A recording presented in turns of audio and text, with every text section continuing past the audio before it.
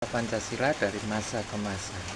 Pancasila telah mengalami perjalanan panjang sejak dirumuskan pada tahun 1945 dengan penerapannya di berbagai era itu berbeda-beda, mulai dari semangat kemerdekaan, dinamika politik orde lama, stabilitas orde baru, hingga demokrasi di era reformasi dan masa kini.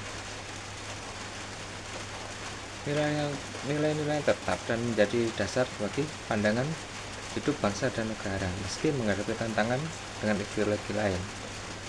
Mari kita bahas satu-satu. Pada era kemerdekaan, yakni pada masa proklamasi tanggal 17 Agustus 1945, itu di era di mana Pancasila ditegaskan sebagai dasar negara. PPKI menetapkan Undang-Undang Dasar 1945 dengan Pancasila sebagai panduan moral. Baru kemudian pada era demokrasi terpimpin. Pada masa ini, Pancasila diterapkan sebagai dalam sistem parlemen, kebebasan politik tinggi, tapi muncul pemberontakan separatis di berbagai daerah, antara lain pemberontakan DITI dan pemberontakan PKI. Nilai Pancasila diuji dengan ideologi-ideologi dari luar, antara lain komunis dengan ideologi Islam garis keras.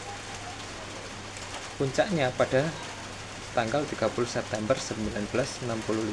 Pada saat itu terjadi pemberontakan G30S PKI yang berhasil ditumpas oleh Mayor Jenderal Soeharto, yang akhirnya menaikkan beliau menjadi Presiden RI yang kedua.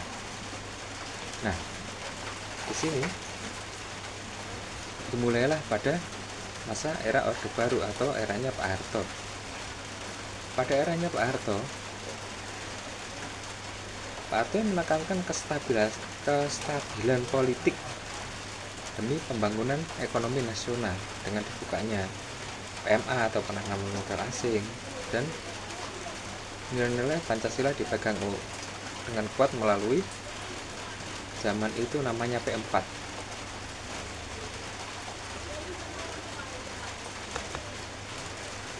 Pak Soeharto ini kan menjabat selama 32 tahun, kemudian dilengsarkan gara-gara krisis ekonomi tahun 98. Nah, krisis ekonomi 98 ini kan setelah tumbangnya Pak Harto, Pancasila diposisikan kembali menjadi nilai dasar demokrasi dan hak asasi manusia.